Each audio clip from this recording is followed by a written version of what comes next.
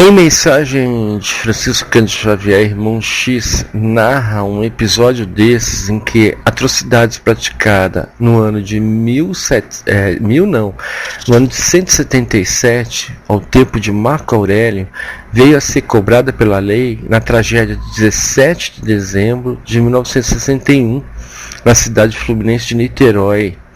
Então você veja bem, karmas longínquos são pagos agora.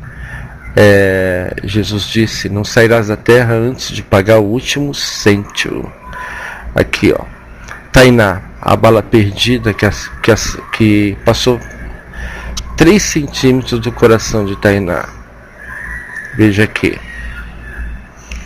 Se o indivíduo, Kardec pergunta aos espíritos, se o indivíduo deve ser atingido, o espírito benevolente pode lhe inspirar o pensamento de se desviar. Desculpe aqui, tá errado.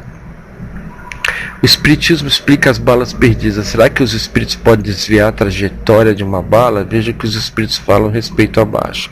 O Kardec pergunta: um homem mal intencionado dispara uma arma contra o outro. A bala passa de raspão e não atinge. O espírito benevolente pode tê-la desviado? Desviado a bala? Resposta: se o indivíduo não deve ser atingido, está vendo? O espírito benevolente lhe inspirará o pensamento de se desviar da bala, ou poderá dificultar a pontaria do seu inimigo, de modo a fazer enxergar mal, por exemplo. Mas a bala, uma vez disparada, segue a linha que deve percorrer. Então você está vendo, quando as coisas acontecem, alguma razão tem.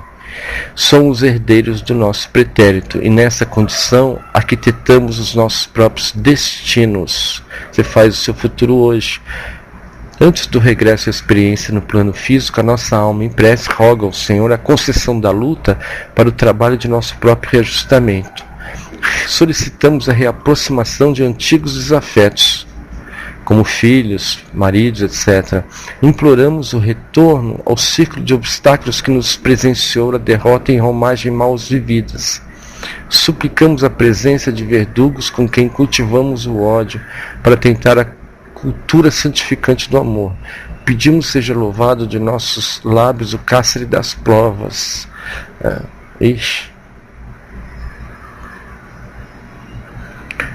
O egoísmo e a vaidade costumam retornar ao leme do nosso destino e abominamos o sofrimento e o trabalho, quais fossem duros algozes, quando somente com o auxílio deles conseguiremos sorreguer o coração para a vitória espiritual de que somos endereçados.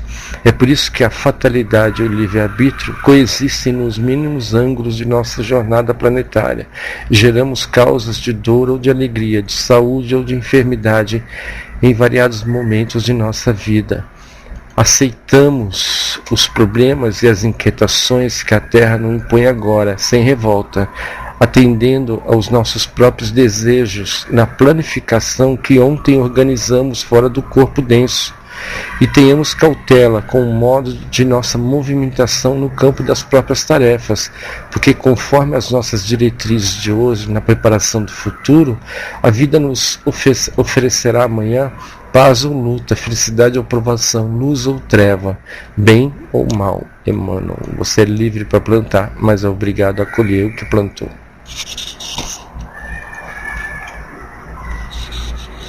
Nada é por acaso. Chico Xavier dizia isso. O passado batendo à nossa porta é necessário à nossa evolução, o suficiente para que possamos aceitar o resgate kármico, tá vendo?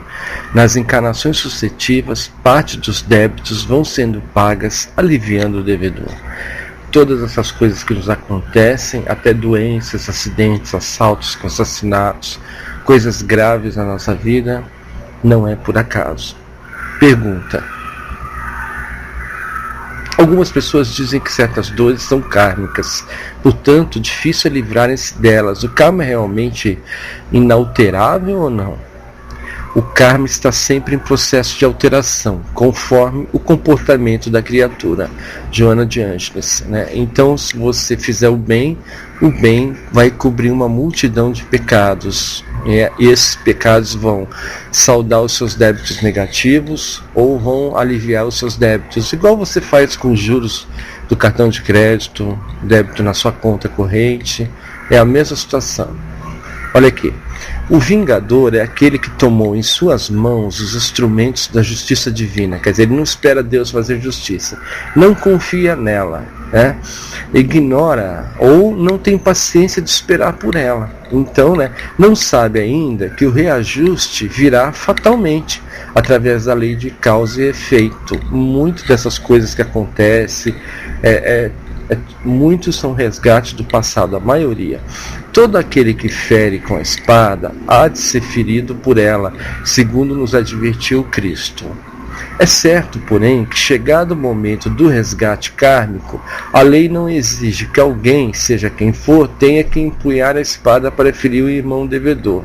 Pode dar-se bem que ele se fira acidentalmente, caindo sobre um instrumento, por exemplo, ou morrendo numa intervenção cirúrgica, em princípio destinada a preservar a saúde e a vida, portanto, sem nenhuma intenção de cortar o fio que mantém unidos o corpo físico e o perispírito. Então, você vê,